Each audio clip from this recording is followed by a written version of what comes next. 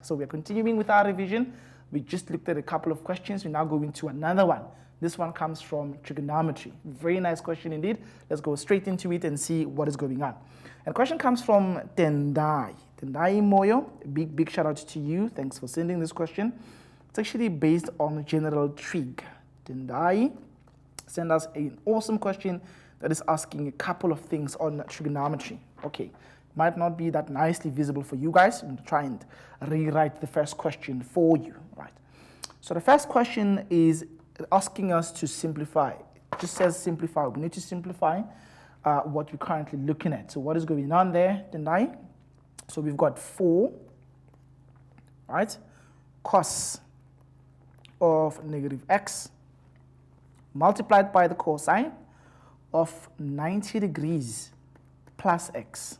Okay, so 4 cos of negative x multiplied by the cos of 90 degrees plus x, where everything is divided by something awesome. So this is all over sine, okay, 30 degrees, right, minus x times cosine of x plus cos of 30 degrees minus x times the sine of x. So this is the first question that you're asking us to actually simplify and help you to understand what is going on. It's a combination of two concepts, reduction formulas and also compound and double angles. Now you guys have to be familiar with your double angles and your compound expansions, because sometimes you just look at a question and immediately in your brain it clicks that this looks like the expansion of the double angle of cos, or this looks like the expansion of a double angle of sine. If you have them in your mind, you can, of course there's a formula sheet. You can refer on the formula sheet to see what is going on. But if you know them, right, you can pick them up quicker. When you just look at a question, I'm looking at this question already in my mind, I'm getting that the denominator is the expansion, because it says sine cos, cos sine. That's the expansion of sine A plus or minus B. This is the compound angle of sine. So if you've got those ideas in your mind because of the knowledge you have around what is going on when it comes to your compound and your double angles, it's easy to spot what is going on here. All right. So what am I saying to you? I'm saying I'm looking at it because of knowledge. My brain tells me that what you're looking at here on the denominator is a situation of sine of an A multiplied by the cosine of a B plus, okay? The cosine of A multiplied by the sine of B. This is what my brain tells me when I look at this, because this angle is simply A. I'm going to rewrite it again there. This angle, I'm going to call it B, and that is actually going to be. So I can contract that and rewrite it as the sine of the first angle minus, no, but plus the second angle. Remember, for sine, the sine stays the same, but for cos, the sign changes. So please don't forget that. Okay, so that's what I see on the denominator. On the numerator, it's just reduction, the concept of reduction. So that's what I'm going to simply work with on the numerator. Right, so let's proceed and see what we can do with this particular question. So 4 is a number, I'm rewriting that. Now the cosine of negative x, we are going to be using the cast diagram to try and figure out which quadrant we are working in, okay? Now you guys know that this is 0 degrees, and negative in the cast diagram, let me just rewrite everything that you guys know already. We've got 0, we've got 90, we have 180 degrees here, we have 270 degrees, and if you do a full revolution, you're going to come back to 360 degrees. So negative acute angles, remember I said this is the positive direction of looking at angles. So all negative acute angles will lie in the 4th quadrant, okay? So that means this cos of negative x is an angle in the 4th quad. You are looking at the 4th quad. And in the 4th quad, cos is positive. What does that mean? That means cos of negative x will just simply become cos of positive x times. Now you go back to the second one, cos of 90 degrees plus x. Here's 90, okay? It's going to have to change to its core ratio. Cos will change to sine, right? Remember the following. If you are dealing with reductions and you're dealing with 180 and 270, the trig ratio does not change name. Sine remains sine, cos remains cos, tan remains tan. If you're dealing with 180 and 360, the ratio does not change name. But if you're dealing with 90 and 270, the ratio will change. 90 and 270, the ratio changes. Yes, it changes to its core ratio, right? Sine changes to cos, cos changes to sine. All right, so cos 90 plus is lying in the second quadrant. 90 plus is an angle that is in the second quad, okay? So this is an angle in the second quadrant. In the second quadrant, 90 plus, it's more than 90, guys. We are on the left, right? We are this side. This is where 90 degrees is going to be. These are angles that are bigger than 90 by some amount. So that's the second quadrant. In the second quadrant, cos is negative. So I'm basically dealing with a negative result. But because of 90, cos changes to its core ratio, which is going to be sine of x. Right, divided by.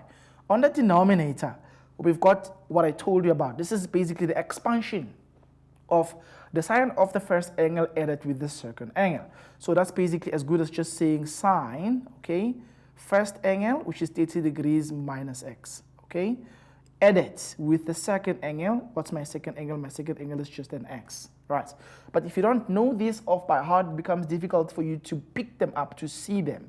That, hang on, this is the expanded version of the compound for sine, right? So on the numerator, I'm dealing with 4, that sine cos times a negative sine. I'm going to put the negative at the back, so you're dealing with negative cos of x multiplied by the sine of x, where everything is divided by something awesome, which is, if you check there, on the denominator, x and negative x will cancel, so we're just simply ending up with the sine of 30 degrees. That's what remains inside the bracket. Now, if you continue here, again, if you don't know these things, you won't be able to pick it up. I'm looking at that, and my brain tells me this looks like the expansion of the double angle of sine. The sine of 2 theta can be written as 2 sine of theta cosine of theta. So this thing has a sine and a cos. It has all the parts that I need to express it as a double angle of sine, okay? So what I'm going to do is I'm going to manipulate my 4 so that it gives me the 2 that I want. So I'll write it as negative 2 times 2 cos x sine x. I'm just splitting the 4. Why? Because I want you, my beautiful mindsetters, to see that indeed this part is the double angle of sine. 2 cos x sine x, it doesn't matter whether sine comes before cos or cos comes before sine, right? That has to be divided by the sine of 30. 30 degrees is a special angle. The sine of 30 is simply going to become a half, okay? So now from here we continue. This is basically negative 2 divided by a half, which gives you negative 4, right? And that part that you see inside the blue brackets is just a double angle, sine 2 times x. So eventually, this is what we end up with as the full simplification of this beautiful question that Tendai wanted us to look at. Right. So let's go to the second part of the question. The second part of the question. So the second part says, determine the general solution of cos 2x minus 7 cos x minus 3. Cos 2x minus 7 cos x minus 3. All right. So we want to find the general solution of that particular expression, right? Okay, we want to find the second, general solution of what? Of cos 2x minus 7 cos of x minus 3 is equal to 0. Right. Now, we've got a problem here. This is a double angle. We need to do something about that. Remember, the double angle of cosine can be expressed in 3 different ways. What are those? Well, you can call it in terms of sine and cos. Cos squared x minus sine squared x. You can call it 2 cos squared x minus 1, or you can call it 1 minus 2 sine squared x. Now, if these are the 3 versions that I have, the best one to pick is the middle one. Why? Because then my question will just have cos's everywhere. It's important for you to understand when you're simplifying, you are interested in getting things to look the same. The more things look the same, the better, because they can either cancel each other or you can add them, because simplifying is about making something complicated simpler. The only way you can achieve that is if you have things looking the same, because then they can add up or they can be able to be worked out much nicer. So I'm going to keep that in terms of cos. So what I'm going to do is I'm going to rewrite this as 2 cos squared x minus 1 minus 7 cos of x minus 3 is 0. Now here I'll be having 2 cos squared x minus 7 cos of x minus 4 equals to 0, which is a basic standard quadratic, which we can then attempt to factorize. So let's get our 2 brackets from this equals to 0. So I'm sitting here with 2 cos x, and I'm going to definitely need a cos x here, so that when I do 2 cos times cos, I'll get back my 2 cos squared. I want a 7 from a 4 and a 2. It's advisable to put a 4 here and put a 1 there. Why? Because the product of this and the product of this must give us a 7. That outside product will give us an 8. The inside product will give us a 1. 8 minus 1 will give me a 7. The bigger product must copy the sign of the middle term.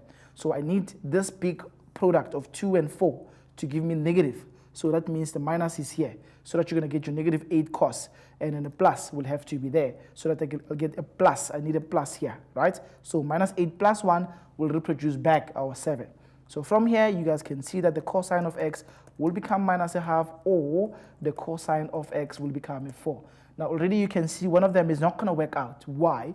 This is not applicable. There is no solution in this case, because the sine graph and the cosine graph, they are waves that play, they always play between 1 and negative 1. I'm just showing you graphically that the sine graph and the cosine graph, they never go above 1 and negative 1 if the amplitude at the back here is a 1, right? If the amplitude is a 1, this graph plays between 1 and minus 1, so there is no way that the cosine will become a 4, okay? I'm not even going to entertain that part.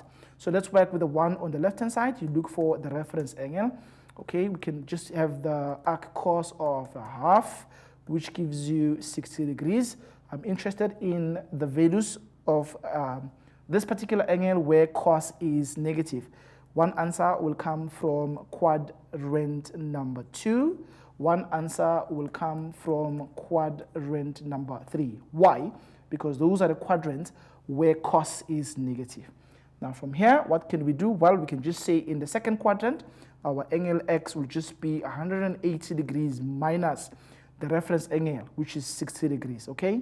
Or in the third quadrant, your x is going to be 180 degrees plus the reference angle, which is 60 degrees.